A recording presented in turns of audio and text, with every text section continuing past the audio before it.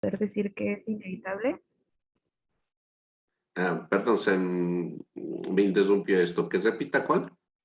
Los tres puntos clave para decir que es un aborto inevitable.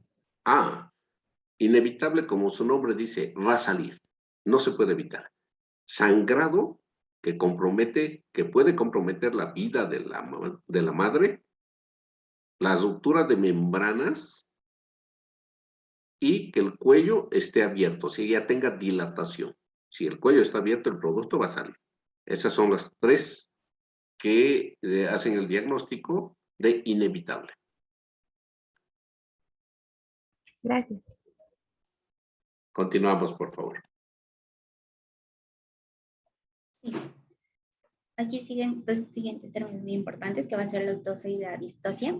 La autopsia va a ser la presentación del feto en vértice cuyo progreso de trabajo de parto es normal, termina sin ninguna complicación y no requiere maniobras especiales. Mientras que la distosia, esta sí requieren maniobras y presenta complicaciones. La cesárea va a ser la intervención quirúrgica que va a tener por objeto extraer al feto vivo o muerto de 22 semanas cumplidas o más, así como la placenta y sus anexos, a través de una incisión en la pared abdominal y uterina, que puede ser horizontal, vertical o en forma de T.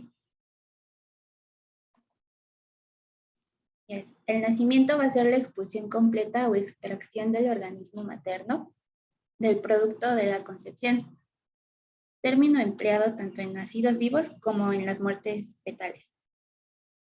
Aquí tenemos algunas clasificaciones.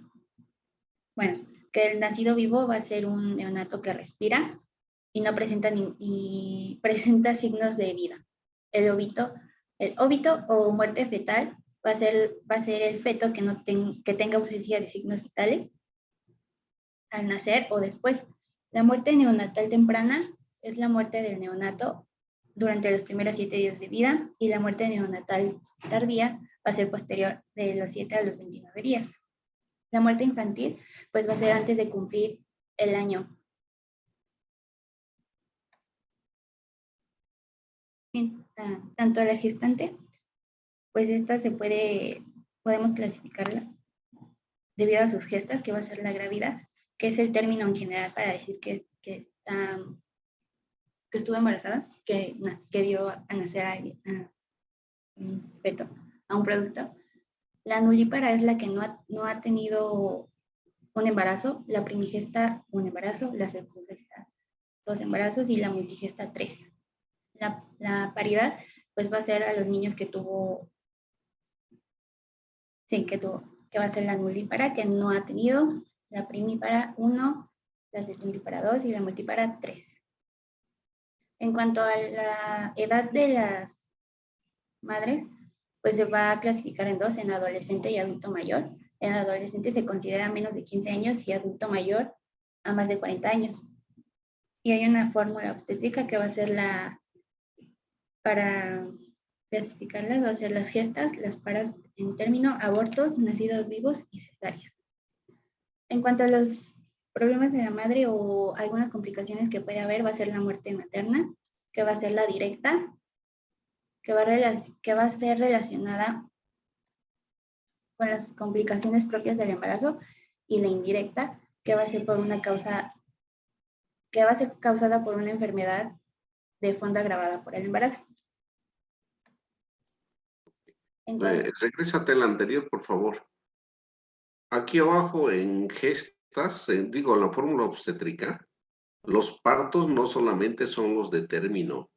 El parto puede ser, por ejemplo, de 20 semanas y 5 días, y es un parto inmaduro, ¿sí? Pero cuenta como parto, no es solamente del producto de término. Okay. ¿Sí? Y así como esta se abrevia cuando hagan sus historias clínicas, por ejemplo, vamos a hablar de una mujer que 3 veces se ha embarazado, vamos a colocar gesta y en número romano, el número 3. Al ladito le sigue desde luego el parto, ¿no? Por ejemplo, que tuvo 2 partos, entonces o sea, una P con un 2 romano, que tuvo un aborto una A con un guión y un 1 romano. No usamos mucho esto de nacidos, pero pueden colocarlo, no hay ningún problema.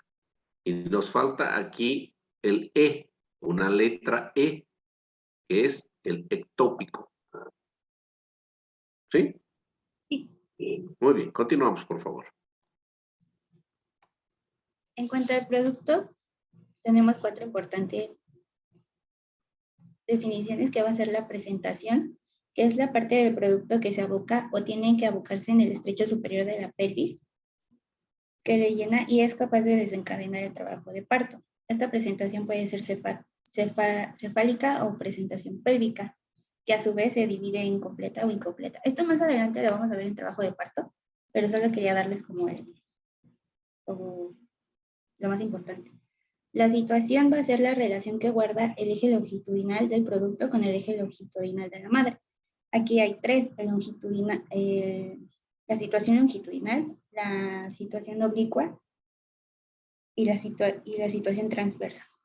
En cuanto a la actitud, pues es la relación que guardan las diferentes partes del producto entre sí, que sería entre paréntesis la actitud fetal. Todo está flexionado, extremidades superiores, inferiores y cabeza. Y la posición es la relación que guarda el dorso del producto con la mitad izquierda o derecha de la madre.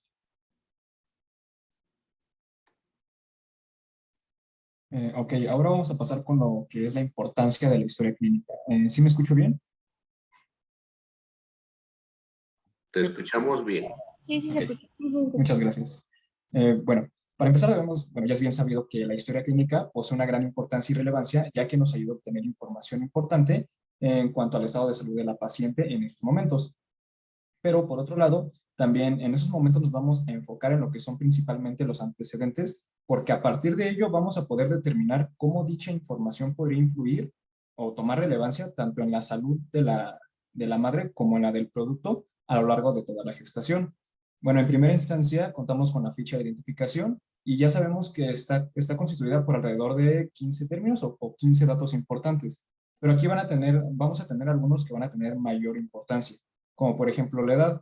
Esta va a ser muy importante debido a que en condiciones ideales, el rango de edad óptimo para poder llevar a cabo una gestación adecuada es desde los 18 hasta los 29 años de edad.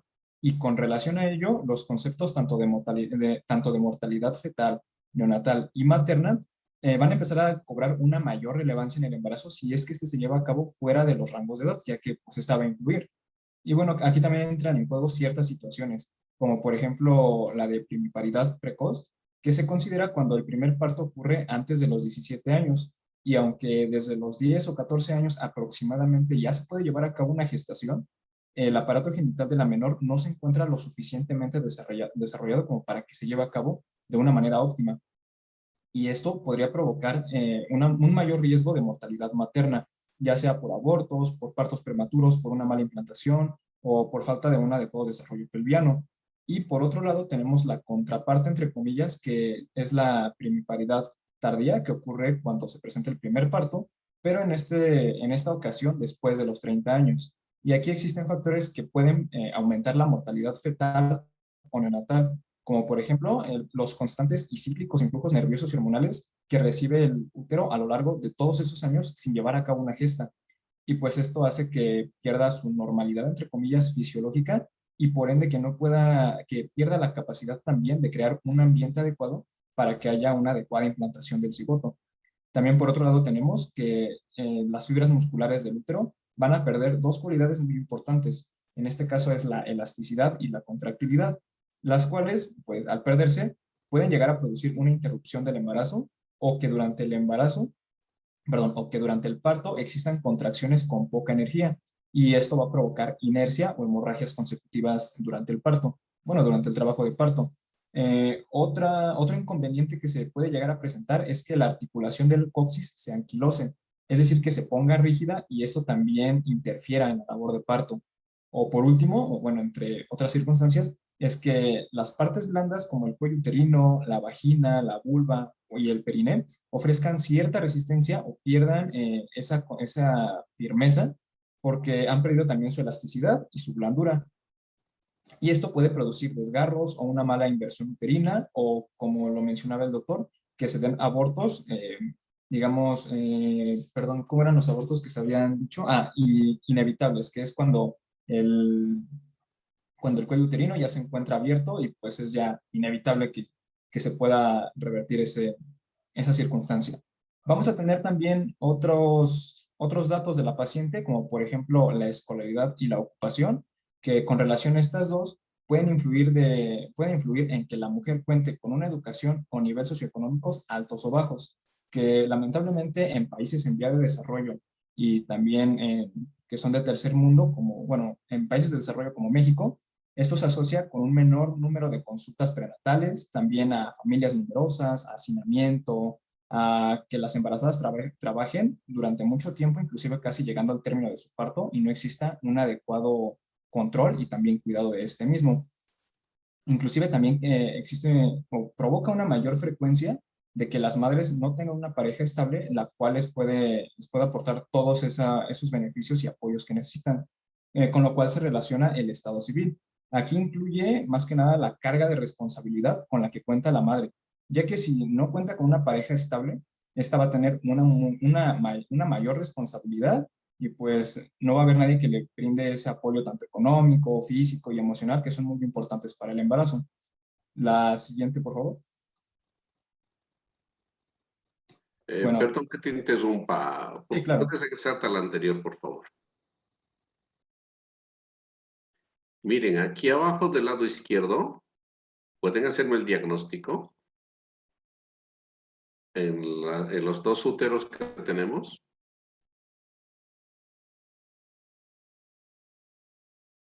Los dos son abortos. ¿Cuál es la diferencia?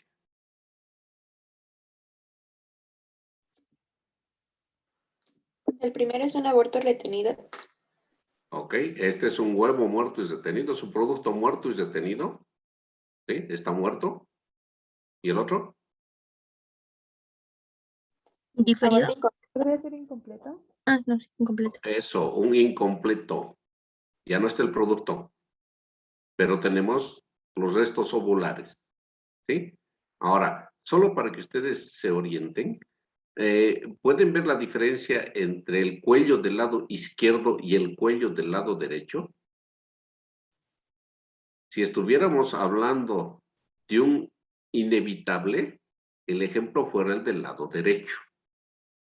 Ese cuello está abierto, el producto va a salir. ¿Sí? Muy bien. Regresamos, por favor. Continuamos. Muchas gracias, doctor. Ok, con relación a los antecedentes heredofamiliares, aquí básicamente se pregunta la etiología y las edades en las que se presentaron ciertas enfermedades en la familia de la paciente.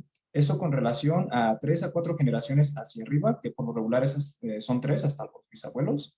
Y bueno, estas enfermedades las cuales se pueden heredar o que pudo haber heredado la paciente y transmitir también al producto posteriormente o que posteriormente las puedan desarrollar. Y las más comunes son la diabetes mellitus, la hipertensión arterial, ciertas cardiopatías, enfermedades neurodegenerativas, enfermedades genéticas como algunos síndromes, epilepsias, entre otras. Y también esas van a afectar durante el embarazo si es que la madre ya las padece.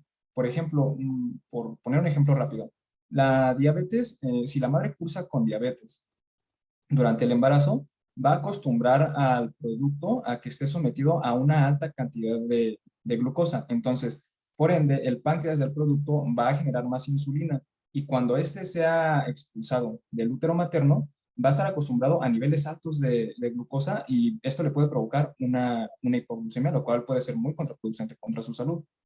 La que sigue, por favor. Con relación a los antecedentes personales no patológicos, aquí se debe de preguntar si las condiciones en las que vive la paciente y qué hábitos de vida tiene, para de este modo poder identificar cuáles van a tener relevancia o cuáles van a adoptar una relevancia durante el embarazo para poder darle una orientación adecuada y que pues lleve a cabo una gestación lo mejor posible. Por ejemplo, la vivienda pues se evalúan cuestiones básicas como de que está construida, su localización, el tamaño, cuántas habitaciones tiene, etcétera, si cuenta con los servicios básicos. E inclusive también se puede llegar a preguntar si existieron o existen casos de abuso, tanto de índole psicológica, física o sexual, o si por el contrario cuenta con un apoyo familiar agradable, lo cual sería lo mejor. También se pregunta si existe hacinamiento, y esto se va a explicar un poquito más adelante. Si existe zoonosis, esto es muy importante ya que es muy normal que durante el embarazo las mujeres se contagien de toxoplasmosis si es que cuentan con gatos como mascotas, ya que las heces fecales son un principal transmisor de este parásito si es que no se lleva a cabo un adecuado manejo de ellas, o también por agua y alimentos contaminados.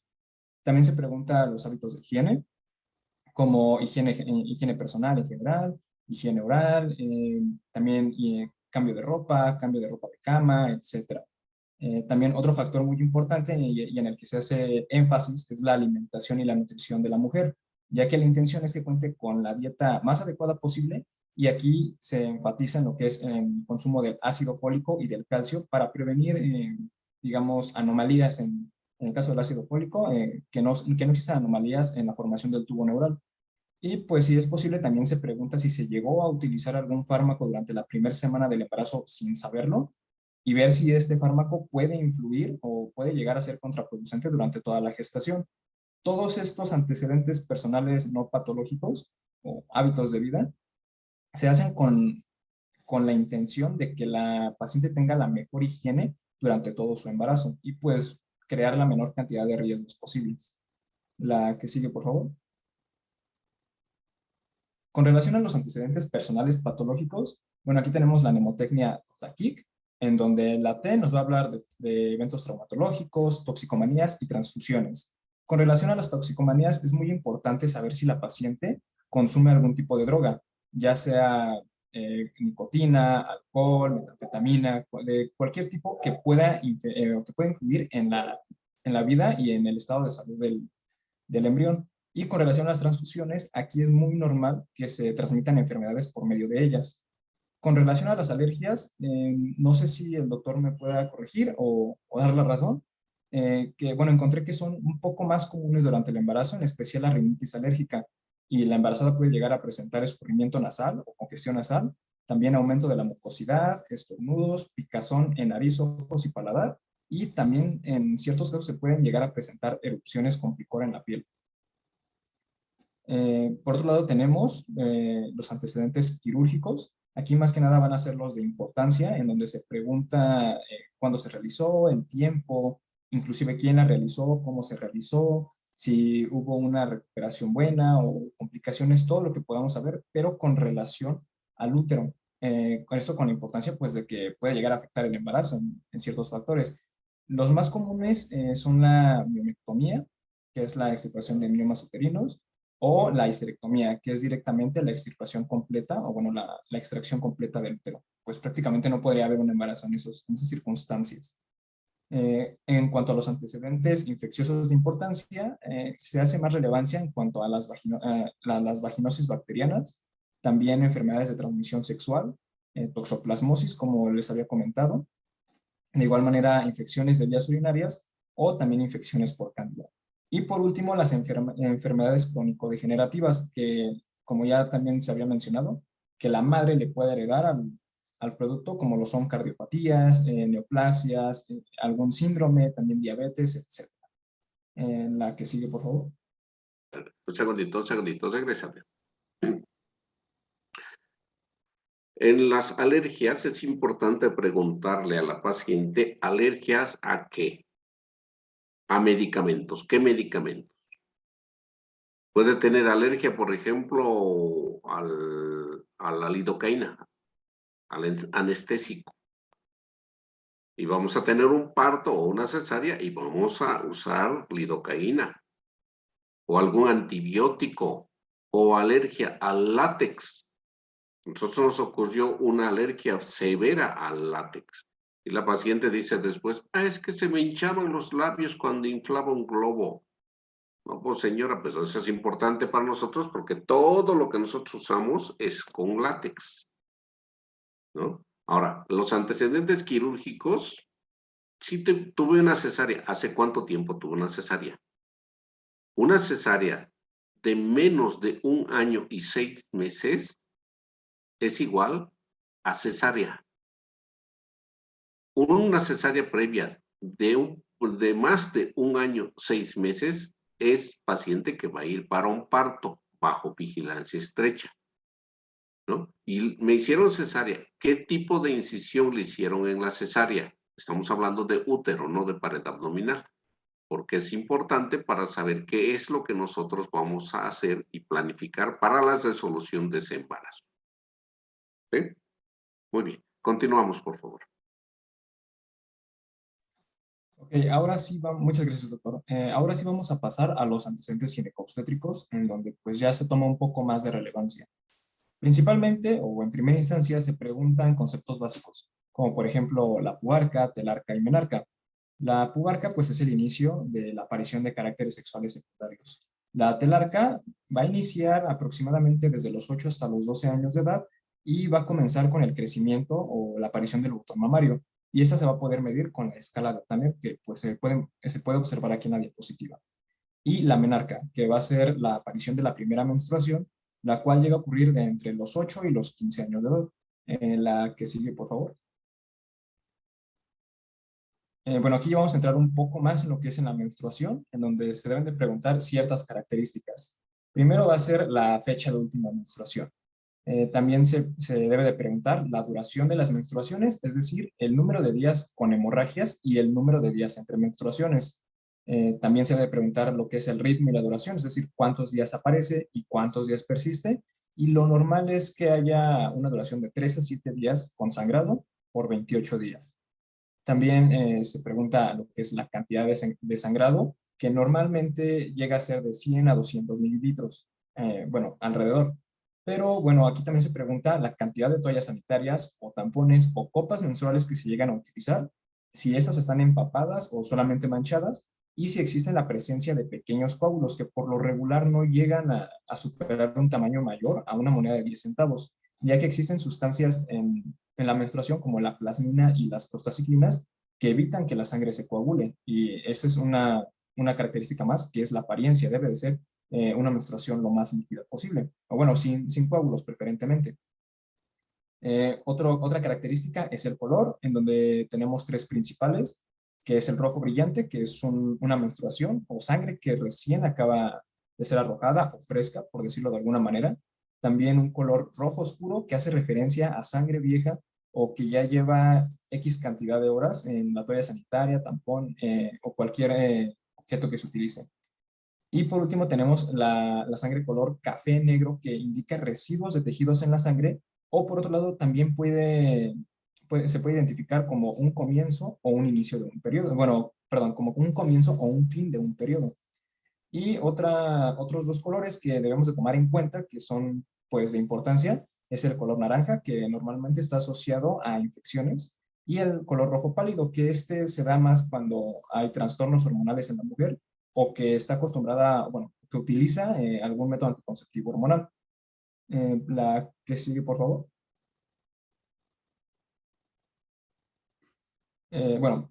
Ahorita pasamos a esto, pero hablando un poquito más de la menstruación, también se le revisa lo que es el olor, que llega a tener un olor como a hierro, debido a que pues, puede haber una presencia alta de hierro en la sangre, y también un olor un tanto ácido, ya que recordemos que la vagina tiene un pH un tanto más bajo a diferencia del cuerpo. Y también se preguntan cambios recientes en la menstruación. Esto es muy importante, ya que de aquí pues, se pueden ver ciertos inconvenientes que pueden repercutir en una futura gestación. Por ejemplo, se pregunta si hay hemorragias irregulares o pérdidas intermenstruales, al igual que hemorragias postcoitales. Todo esto no es normal. Un síntoma, o bueno, síntoma entre comillas premenstrual, también son los cólicos o malestares que llegan a ser frecuentes, pero ya no se consideran normales si es que estos inhabilitan de plano a la paciente y ya no la dejan realizar actividades cotidianas o que requieren analgésicos ya muy fuertes como los opiáceos. Y entre otros síntomas que es normal se encuentra la ansiedad, la retención de líquidos, nerviosismo, cambios en el estado de ánimo, también en los antojos o alteraciones de la libido, o inclusive la dificultad para poder conciliar el sueño, entre otras. Y vamos a tener ciertos cambios que debemos de, pues así estar como que revisando, como por ejemplo cambios en la cantidad ya sea que exista hipermenorrea o hipomenorrea. También en la duración, que exista polimenorrea, que es un sangrado mayor a 7 días, o la oligomenorrea, que es un sangrado menor a 7 días. En eso en cuanto a la duración. Y la frecuencia se puede presentar, en dado caso, la oxomenorrea, que son más de 35 días entre menstruaciones, o la proiomenorrea, que son menos de 25 días entre cada menstruación. Y bueno, ahora sí vamos a pasar a lo que es el inicio de la vida sexual. Aquí se preguntan factores. Bueno, se deben de realizar preguntas que no incomoden a la paciente, porque hay veces que pues todavía se tiene como que ese tabú. Entonces debemos de realizar preguntas que dejen como que la conversación abierta para que la paciente nos pueda dar la mayor cantidad de información posible y así pues poderla aprovechar para realizar un un adecuado desarrollo del diagnóstico. Bueno, también de ciertas recomendaciones que se le pueden dar. Y aquí se pregunta el inicio de vida sexual. Más que nada porque existe una incidencia que entre más joven se inicie la vida sexual, hay una mayor probabilidad de encontrar lesiones por VPH. Esto por pues, prácticas inadecuadas a la hora de tener relaciones sexuales. También se pregunta si la vida sexual es activa, el número de parejas sexuales y el tipo de práctica, ya sea si es sexo casual, sexo grupal o sexo transaccional, es decir, por transacciones monetarias. Y también se puede llegar a preguntar el comportamiento o prácticas sexuales y si son de alto riesgo. Dentro de alto riesgo se considera la relación sin uso de protección, más que nada de una protección de tipo de barrera, ya sea con un masculino o femenino. Si también hay contacto sin protección, ya sea vía bucal o genital, o hay una actividad sexual temprana, como les mencionaba, tener o bueno, manejar la poligamia o tener una pareja de alto riesgo, es decir, que nuestra pareja haya tenido o tenga una gran cantidad de parejas sexuales y todo esto con el fin de saber si la paciente puede tener o puede llegar a tener una infección de transmisión sexual. Por lo cual también se le pregunta los métodos anticonceptivos que utiliza. Y bueno, los principales pues son los de barrera y espermicidas, que es condón femenino, diafragma, capuchón cervical, espermicidas y esponja anticonceptiva. Los naturales tenemos lo que es el calendario o ritmo, también el método de temperatura basal y el método del moco cervical. Y por último tenemos los hormonales, que esos también llegan a influir en lo que es el color de la menstruación, como les mencionaba. Cuando se utilizan este tipo de métodos anticonceptivos hormonales, es cuando se presenta un color como que más claro, como los colores que les mencionaba anteriormente. Y bueno, pues aquí nos podemos dar cuenta si es que se utilizan este tipo de métodos, en donde se encuentra la píldora combinada o la de simplemente progestágeno, o anillos vaginales, parches, inyecciones, entre muchas otras. Esto también va ligado a las enfermedades de transmisión sexual que se pueden presentar. Y bueno, artículos de según Ciencia UNAM, existen más de 20 enfermedades de transmisión sexual, pero se encuentran alrededor de 7 a 9 enfermedades que están más presentes en una edad temprana o en la juventud, como lo son la clamidia, el herpes genital, gonorrea, el VIH, también el VPH, que es la principal causante de cáncer en cuello uterino en mujeres, cáncer de pene en hombres y cáncer de ano en ambos sexos. También se mencionan las ladillas, sífilis e inclusive hepatitis B. Y bueno, también consideré pertinente mencionar los principales auxiliares de diagnóstico más recomendados para la mujer, en donde se encuentra el Papa Nicolau o el PAP, el cual se recomienda realizar una vez al año después del inicio de la vida sexual. Y es más recomendado en mujeres que tienen de entre 25 y 30 años. Y en este estudio consta de un raspado de células del cuello uterino, en donde sabemos que pues aquí existe una zona de transición, en donde cambia el epitelio uterino al epitelio vaginal. A este tipo de cambios se le denominan como metaplasias. Perdón, entonces, si existen metaplasias, es muy común que ocurran displasias. Entonces, se generan mutaciones celulares y por ende cánceres. Y también tenemos a lo que es la mamografía. Este es un estudio radiológico que muchos conocemos, que es capaz de detectar principios de cáncer cuando aún no se logra palpar un tumor.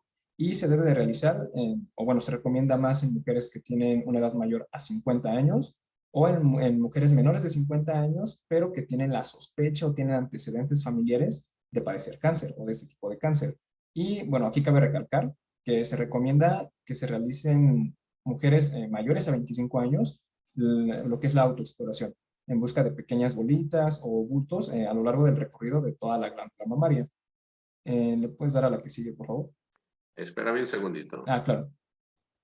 Una transfusión de sangre no es una enfermedad de transmisión sexual. Un intercambio de agujas tampoco es enfermedad de transmisión sexual.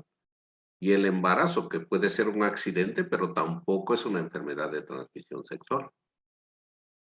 ¿No? No se vayan a confundir. Llegando al examen, eso es un error.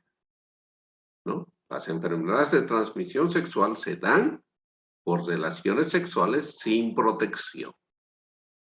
Y las enfermedades de transmisión sexual son curables e incurables, ¿no? Pero no nos vamos a detener en eso. Muy bien, continuamos, por favor. Ok, gracias, doctor. Bueno, también bueno, consideré que es importante mencionar lo que son los embarazos previos, ya que de aquí se puede obtener información muy importante para embarazos posteriores o si la mujer ya se encuentra en gestación.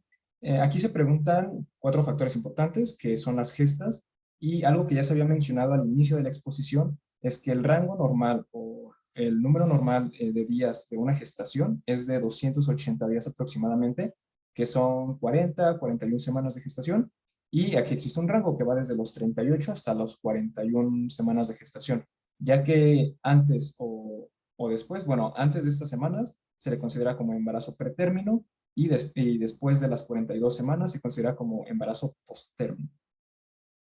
Y esto obviamente va a repercutir en lo que es la salud. No, estamos en un error. Si enseñamos eso, cuando yo tome el examen, o cualquiera tome un examen, este es un error. Un embarazo de término es de las 37 semanas a las 41 semanas. 41 semanas significa 41.1, 41.2 hasta las 41.6 semanas. Y las 42 semanas 00 ya es un embarazo post-término. ¿Sí? No es un rango normal, es un post-término. Entonces, cuando hacemos un interrogatorio de embarazos, vamos a preguntar primero, ¿cuántos embarazos tuvo? Tantos. Y luego vamos a pasar, pero ahorita que hacemos esto, vamos a pasar a preguntar si hubo partos, si hubo cesáreas, si hubo abortos. ¿Sí? Pero en el número de embarazos, vamos a preguntarle, ¿cuántos embarazos tuvo, señor? Tuvo 5. ¿Y los 5 fueron de término? No, no fueron de término. ¿De qué edad nacieron esos niños? De tal edad. ¿Y en esa hubo complicación? Sí. ¿Dio lactancia? Sí. Esterilidad no tiene que ver con esto. Si es gesta 0, ya no vamos a preguntar nada de esto. Nunca se ha embarazado. ¿No? Y vamos a seguir con la historia de los partos. A ver, continúa, por favor.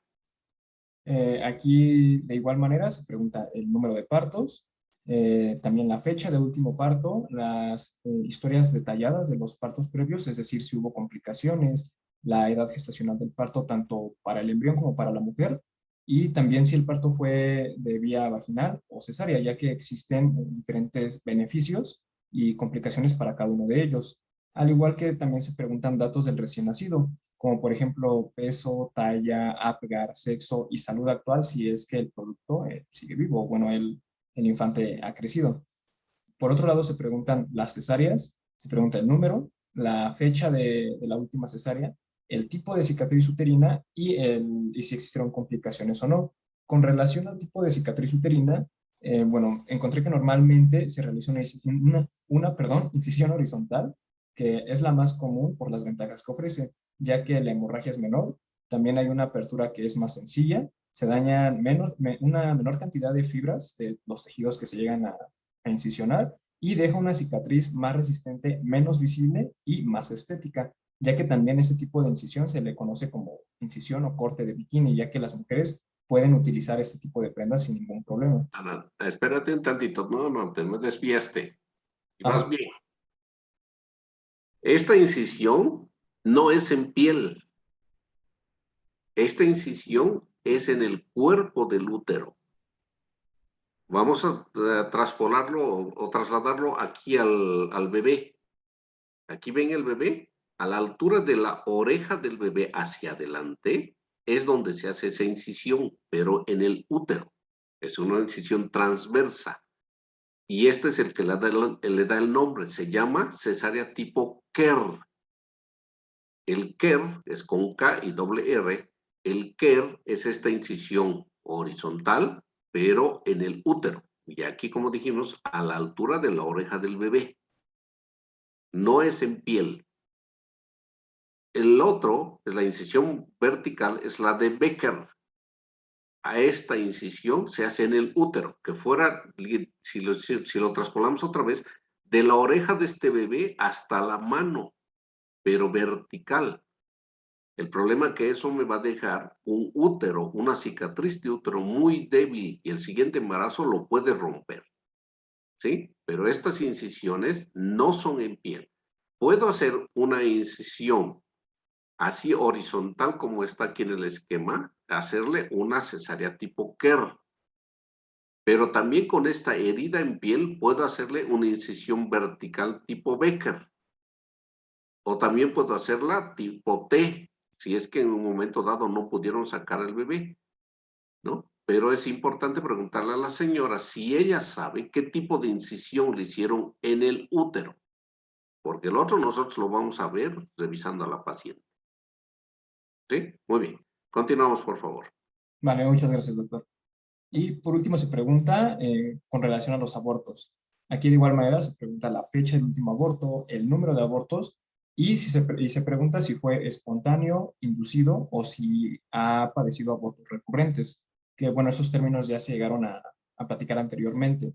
Y también se busca encontrar o bueno, obtener la mayor parte de la información de esto, que la paciente nos cuente pues la historia de cómo sucedió, el año, lugar, etcétera. Y también preguntar, es muy importante, sobre el legrado uterino o si hubo complicaciones, ya que como mencionaba el doctor, cuando se realiza un legrado, se llega a raspar, bueno, se raspa el útero y el útero está muy sensible por todas los cambios morfofisiológicos que sufre, entonces pues aquí hay un foco como que de mucha importancia. La que sigue, por favor.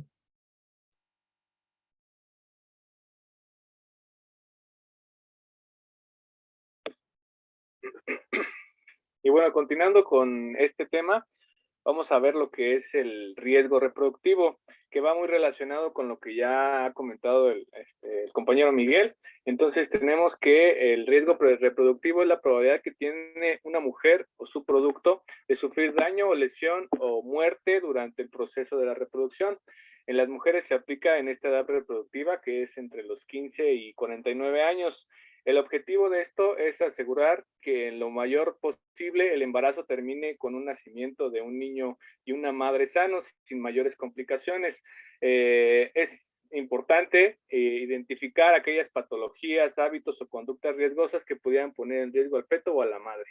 Ahorita ya lo vamos a ver, ya lo mencionó Miguel, un poquito más específico, vamos a agruparlo en estos riesgos para así identificar si es de bajo, medio o alto riesgo, ya que en la actualidad se encuentra muy penado que haya alguna muerte o alguna lesión a lo que es la madre durante el parto o la cesárea. La siguiente, por favor. Entonces, vamos a tener que es un embarazo de bajo riesgo cuando nosotros podemos llevar el control prenatal en un centro de salud o primer nivel, y se va a encontrar entre la edad de los 20 y 35 años, con un índice de masa corporal entre los 18 y 25 años. ¿Esto qué quiere decir? Que se encuentre en su peso ideal o normal, no presentar ninguna patología, como ya lo había mencionado el compañero Miguel, que puede ser anemia, hipertensión, alguna enfermedad autoinmune, diabetes. Espérate un segundito, espérate. El índice de masa corporal no es entre 18 y 25 años. No, 25 no. El índice de masa corporal es el índice que va entre los 18 a 25. De índice de masa corporal, no de años. No, no dije años. La edad es entre 20 y 35. Ah, bueno. Si yo me equivoqué, mis disculpas. Ok, seguimos. Entonces, también no tener infecciones de transmisión sexual, como ya lo comentábamos, el uso de toxicomanías, como es las drogas y el alcohol, sin antecedentes ginecobstétricos de relevancia, como son los miomas, algunas cirugías de relevancia, etcétera, menos de 3 gestaciones, menos de 3 cesáreas, menos de 2 abortos y una planificación del producto, es decir, que lo quieran tener. En este caso se puede realizar la planificación cuando usted lo desee, siempre y cuando que tengamos nosotros ahora sí que la madre lo quiera y que ya lo haya planificado con su pareja, inclusive con el doctor que requieran o que realmente quieran el bebé. Así se podría considerar y así se agruparía a una paciente de bajo riesgo. La siguiente, por favor. En una paciente de mediano riesgo se va a hacer una valoración en consulta externa o de segundo nivel, en la cual vamos a valorar los riesgos y circunstancias para ver si realmente se puede embarazar o no, o si va a llevar a bien el bebé o la madre puede llegar a tener alguna complicación, y esta puede ser que la madre tenga más de 35 años, ya se considera una conducta de riesgo, un índice de masa corporal mayor a 25, que esto ya estamos hablando de una paciente que tiene sobrepeso, que puede llegar a presentar diabetes o alguna otra complicación, problemas como lo es la anemia, principalmente, que ya hemos mencionado, por algún riesgo de alguna hemorragia durante el parto, exposición a agentes nocivos, químicos o insecticidas, ¿esto qué quiere decir? Durante el labor de la madre, el trabajo, puede llegar a tener contacto con estos agentes nocivos que nos pueden llevar a alguna enfermedad congénita o alguna lesión en el bebé, que nos lleva a lo que son las anomalías congénitas menores, las múltiples parejas sexuales, infecciones de transmisión sexual, que también es importante lo que ya mencionábamos, más de 3 gestaciones, más de 3 cesáreas y más de 2 abortos nos puede llevar a nosotros identificar este embarazo como de mediano riesgo. Entonces hay que tener mucho cuidado, hay que tener las alarmas encendidas y verificar si realmente se puede llevar a cabo de buena manera este embarazo. Y también es importante mencionar que aquí las consultas prenatales deben de ser un poco más constantes, principalmente cuando es de bajo riesgo, son aproximadamente una por mes. Y si hablamos de un embarazo de mediano riesgo, pues debe de realizarse al menos cada 15 días. La siguiente, por favor.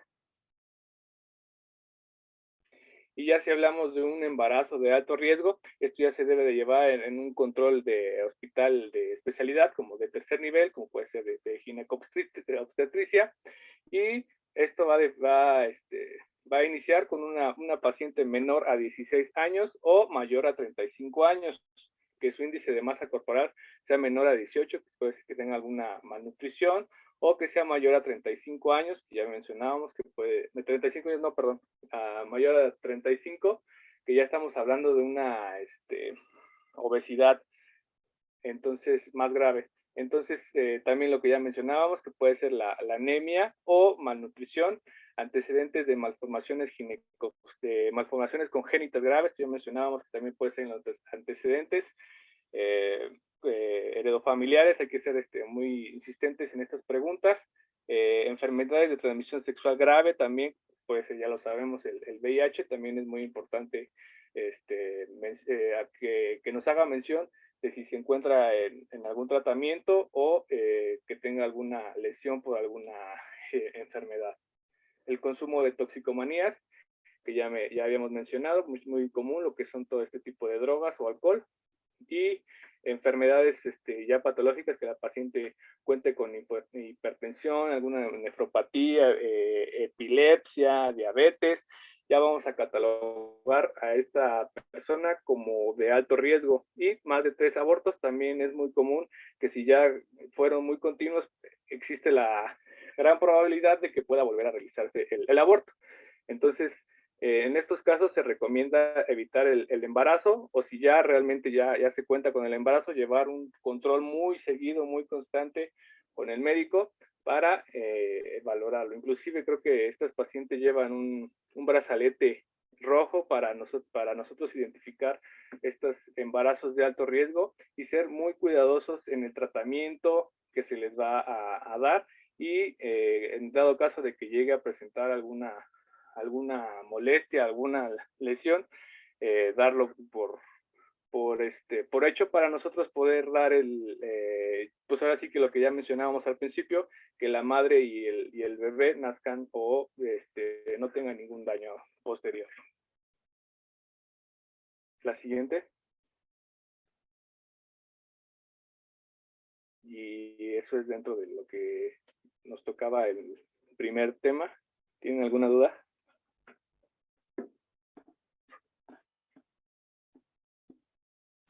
Todo bien, compañero, gracias. Todo bien, No, gracias. gracias. ¿Quiere agregar, Doc? No, vamos bien. Vamos muy bien. Vamos a continuar.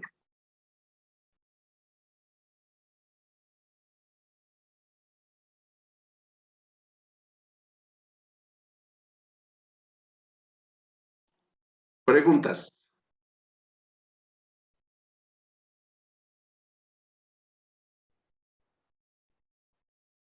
Yo sí. Doctor, tengo una pregunta. Sí. Bueno, en el caso del semáforo del riesgo reproductivo, encontré que también a la mujer se le puede añadir criterios dependiendo de su talla.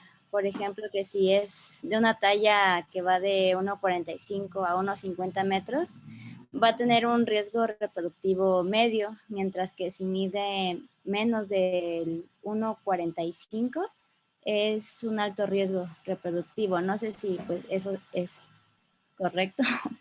Mira, te lo voy a responder con algo que dijo un médico que fue uno de mis maestros. Dice, a la entrada de mi consultorio está mi nombre. Tiene una tarjetita con su nombre. Si la paciente que entra está abajito de la tarjeta, es una cesárea. Si la paciente está por arribita o a nivel de la tarjeta o más arriba, va a ser un parto normal. Porque será la medida de la talla de la paciente, ¿no? Como es una paciente de baja estatura, la pelvis no va a ser suficiente para que salga el producto.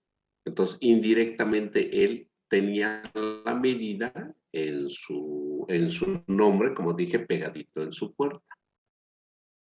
¿Sí? Entonces, pacientes de talla muy baja, pues difícilmente, muy difícilmente, esa cabeza del producto va a salir por la pelvis. Y eso lo vamos a ver cuando veamos mecanismos de trabajo, ¿no? Entonces era su indicador del pronóstico de parto o de cesárea. ¿Respondí con eso? Sí, doctor, muchas gracias.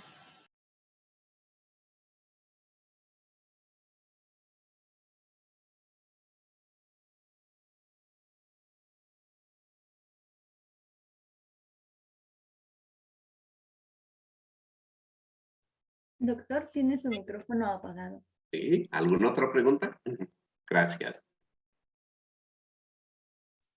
Yo sí. Échamelo. Con relación a lo del tipo de cesárea, usted había mencionado que había una horizontal y una vertical, pero había mencionado Sí. que la incisión era diferente en la piel y en el útero. O sea, Sí. se puede hacer una incisión transversal en la piel, pero hay en el útero una incisión horizontal, ¿o cómo? Sí. Simple. Pues suponiendo que este sea un útero. Bueno, una paciente, este es un abdomen. Si yo voy a hacer una histerectomía, depende del tamaño del útero. Si es un útero grande, voy a hacerle una incisión así. Porque me va a dar fácil acceso a la cavidad abdominal. Si es un útero pequeño, a nivel de piel, puedo hacerle una incisión así. Es una incisión de Van Steel. El problema de esta incisión es que si yo necesito ampliar la herida quirúrgica, no voy a poder. Porque a pesar de que le hago la incisión de piel así, solo es la piel y la grasita, nada más. Cuando yo llegue a músculo, la incisión la voy a convertir en esta, en vertical. ¿Sí? Entonces mi herida adentro, en el abdomen, es vertical. Solamente hice esto a nivel de piel. Si voy a seccionar músculo también, puedo hacer todo esto hasta cavidad abdominal, ¿no? Entonces, esa es la diferencia, porque en esta solamente estoy haciendo una incisión horizontal en piel, pero en útero, digo en pared, en músculo, en aponeurosis, lo voy a hacer vertical. Por eso la incisión horizontal, la de Pfannenstiel, duele un poco más porque se manipula mucho más para abrirse espacio a nivel de la pared abdominal. Y eso es menos si la hago directamente vertical. Si la hago vertical, me voy a seguir piel, tejido celular subcutáneo, voy a separar musculitos, voy a abrir aponeurosis, voy a abrir peritoneo y llego a cavidad abdominal. Todo vertical. Esa es la diferencia. Ah, ok. Muchas gracias, doctor. Para servirte. ¿Alguna otra pregunta? Yo tengo otra, doctor. ¿Cuál Échamela, es el Jacqueline. procedimiento a seguir en un aborto séptico? A ver, otra vez, mi amor. Se me medio cortó. A ver. Sí, que ¿cuál es el procedimiento a seguir cuando hay un aborto séptico? Ah, ok. Muy simple. Primero, cuando hacemos un diagnóstico de un aborto séptico, la paciente no va a pasar al legrado luego. Esa paciente se va a impregnar de antibiótico por lo menos 24 horas, tratando de controlar el foco infeccioso, porque eso es muy delicado. Y cuando entre al procedimiento, cuando se vaya a hacer el legrado, el médico que va a entrar allá ya va a saber que es un aborto séptico y va a entrar con toda delicadeza. Ejemplo, esta es la legra. Cuando se hace el legrado, se pasa la legra dentro del útero. Y desde luego es un procedimiento a ciegas. Si es desde el ojito y vas a alegrar ahí adentro. ¿Sí? Miren, ¿ven la velocidad con la cual la estoy haciendo? ¿Sí? Ese es un legrado común corriente. Pero en el séptico no. Porque en el séptico nomás ustedes apoyan y pácatelas. Mira, ya lo perforaron. ¿Sí? Es ese aborto en el cual van a entrar, o yo entro por lo menos, y entro así. Entro suavecito y hago esto. Este está, este está, y me doy la vuelta completita. ¿Sí? ¿Ven la velocidad con la cual lo estoy haciendo? Delicadamente, suavecito. ¿Sí? Porque si voy a hacerlo como el otro, el primero, el que no tengo problema, digo, hago esto, ¿no? Si hago eso, lo voy a perforar. Y además de perforar, lo que es una complicación, voy a llevar la infección hacia cavidad abdominal, ¿no? Entonces, por eso, esa paciente se va a ingresar, se va a impregnar con antibióticos endovenosos, desde luego, 24 horas, y después de eso va a entrar recién el ginecólogo a hacer el legrado, pero con delicadeza. Hay que tener mucho cuidado con esa paciente. Eso es todo, nada más. Gracias, doctor. Para servirte. ¿Alguien más? Sí, yo. A ver, ¿qué pasó? ¿Un aborto inevitable puede ser incompleto o en el inevitable se expulsa todo? Es que el inevitable no habla de expulsión. El inevitable habla de algo que ya va a ser que no va a seguir el embarazo. Por ejemplo, si tengo una dilatación cervical, el producto está dentro, no salió. Si tengo ruptura de la membrana, tampoco salió, está dentro. Incluso un sangrado, el producto está dentro del útero, no lo hace nada de incompleto. ¿Sí? Está adentro, pero tiene que salir o va a salir. No hay nada que le podamos hacer, ¿no? Cuando tengo un sangrado, pero es un señor sangrado, no es un sangradito. Es un horrible sangrado. Y es el momento donde dices, voy a perder a esta paciente, ¿no? Y yo no voy a ir a perder una paciente. O cuando se rompe la membrana, pero el producto está vivo. Pero va a salir, porque si no sale, se va a infectar y me va a llevar a un séptico y voy a perder a la paciente, a la mamá, ¿no? Y cuando el cuello está abierto, pues está abierto, el producto se va a salir. No hay nada que hacerle. Si ya tenemos antecedentes de que hubo modificaciones cervicales y tuvimos un aborto espontáneo por ser un inevitable en el anterior, pues vamos a planearlo y le vamos a colocar una cinta en el cuello para que no se abra. Y eso se hace hasta las 12 o 14 semanas únicamente, ¿no? Que señora, ¿qué le hicieron? Me pusieron un cerclaje, o sea, una cinta para que no se abra el cuello. ¿Tenemos pacientes así que llegan a embarazo de término? Sí, ¿no? Pero en ese momento, si no tengo nada de eso y el cuello está abierto, es un aborto inevitable, va a salir de ese producto. Gracias, doctor. Para servirte. ¿Alguien más? Una pregunta rápida, doctor. Sí. ¿Una muerte materna indirecta se puede entender también como muerte de causa no gestacional? O sea, ¿es lo mismo? Una muerte materna indirecta, por ejemplo, ¿cuál? Por ejemplo, cuando es que la muerte materna indirecta se supone que es toda muerte materna que no se debe directamente a una causa obstétrica. Ajá, pero un ejemplo. Pues cuando la madre ha padecido tal vez de hipertensión arterial, muy fuera del embarazo, por causa del embarazo, y pues desarrolla la enfermedad y al momento del parto, pues eso causa la muerte, más no el parto. De todos modos, eso se va a clasificar como una muerte obstétrica. Fue durante el embarazo. No fue una causa directa, sí, pero sí es una causa, es una muerte materna de causa no obstétrica probablemente, pero sí se va a considerar dentro del obstétrico. El que no fuera, por ejemplo, fuera que tengamos una paciente puérpera, por decir 25 días y muera de una cardiopatía. Eso lo van a querer atribuir como una muerte obstétrica, de causa obstétrica, ¿sí?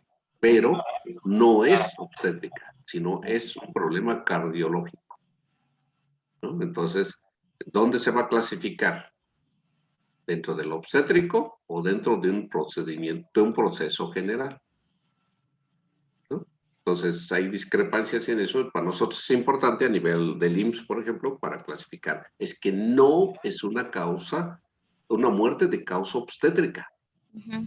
Entonces, no entra dentro de los números de muertes obstétricas, ¿no? Pero estaba comprendido dentro del periodo obstétrico. No se olviden que todavía tenemos 42 días de puerperio. O sea, entonces una muerte de la madre que pase ese periodo obstétrico ya, digamos, sin problemas es una muerte no gestacional, pero... No relacionado con el embarazo. Ajá, ok.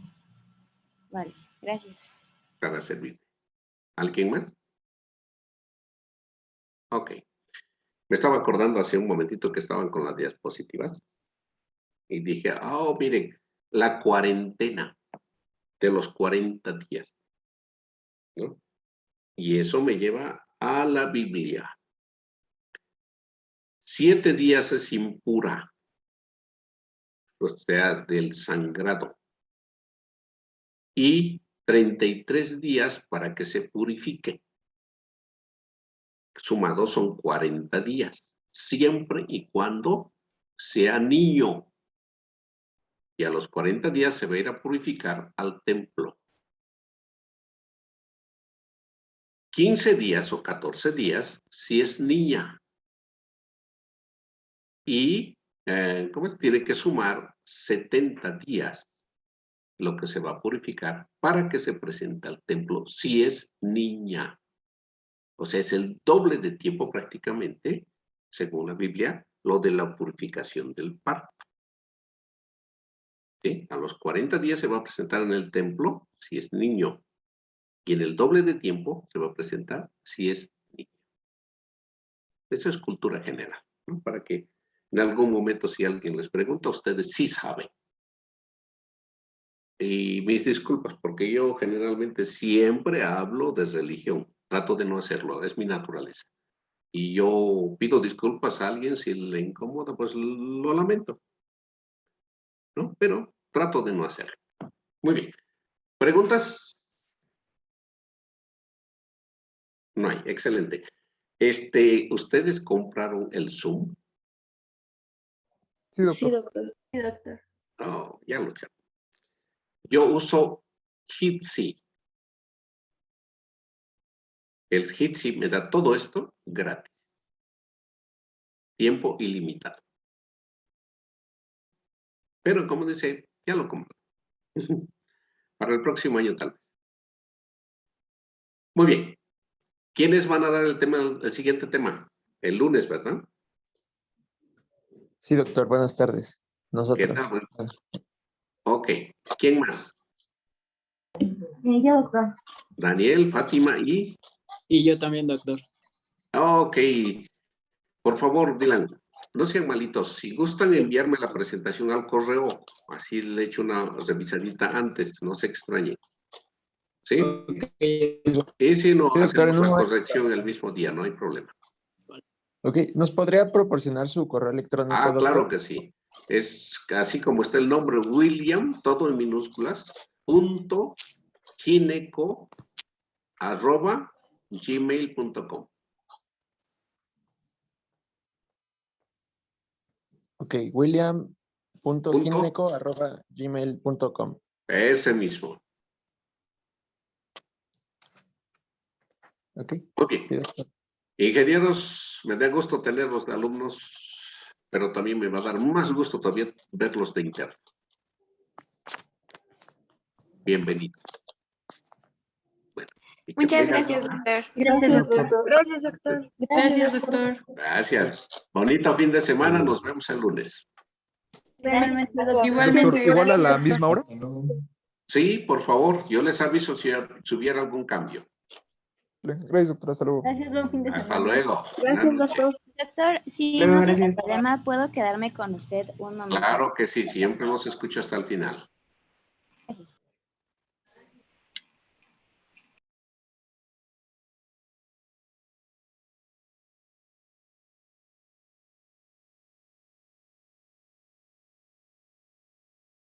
Ah, pero es que no sé si me salgo, se salen ustedes. A ver, solo tengo a Moramay y tengo a Jara. Bueno, de todas formas no hay problema. Es igual para tratar un tema de la exposición para el próximo, es de la siguiente semana. Ok. Es sobre evolución y control prenatal, entonces no hay problema. Bueno, es que le quería preguntar porque ya el equipo comenzó a planear de una vez ya la exposición.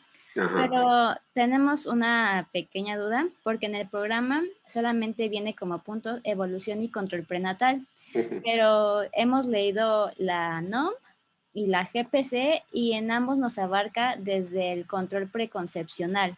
Entonces, no o sea, lo ideal sería que también la mujer que quiera tener un hijo, pues tuviera un control preconcepcional, pero no sabemos si debamos abarcarlo. Entonces, o sea, si lo metemos a la expo. El problema es, ¿te va a alcanzar el tiempo? Pues Porque no, te vas a aventar un montón de tiempo con eso.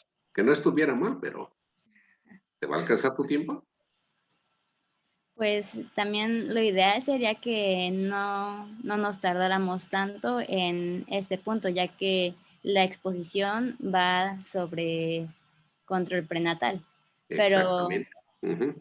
ajá, al equipo pues nos agradó la idea más bien de que como en la NOM y en la GPC pues hicieran énfasis en que se debe de llevar un control preconcepcional, pues, o sea, vimos ese Mira, chance de el integrarla. problema de una charla, o sea, de un tema, de una charla, algo que prepares, es que tu auditorio te va a escuchar media hora, máximo, y de ahí ya no te va a escuchar. Ya no captan, ¿no? Entonces lo ideal es tratar de no abarcar mucho tiempo, porque no importa lo importante que digas, no te van a captar, ¿no? Por eso, los expositores de oficio, porque hay expositores que viven de eso, siempre hacen chistes a mitad de presentación. En 2 ocasiones o en 3 ocasiones de la presentación empiezan a bromear. Esa es la manera como van a mantener al auditorio atento. Despiertan el auditorio, ¿no? Entonces, si vas a hacer una presentación desde antes del embarazo hasta el fin del embarazo, excelente, pero ¿te va a atender tu auditorio? Yo no tengo inconveniente, ¿no? Entonces, algo que tienes que valorar y decir, me extiendo demasiado, ¿no? Solamente voy a hacer énfasis en estos puntos. O al hacer énfasis en esos puntos, estás quedándote muy cortita. O te vas a quedar con mucho espacio, con mucho tema que abarcar, ¿no? Entonces te vas a considerar y vas a decir, para mí lo importante es esto. Y al quedar importante de eso, eso es lo que les vas a dar a tus compañeros. Ok, doctor. Bueno, entonces sí vamos a valorar ese tiempo. Ajá. Ok, vale. Sí, ya me resolvió mi duda. Muy bien, Kenia. Gracias, doctor. Que estés muy bien. Hasta la Bonito fin de próxima. semana. Sí, gracias.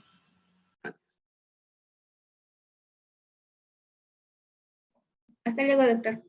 Hasta luego.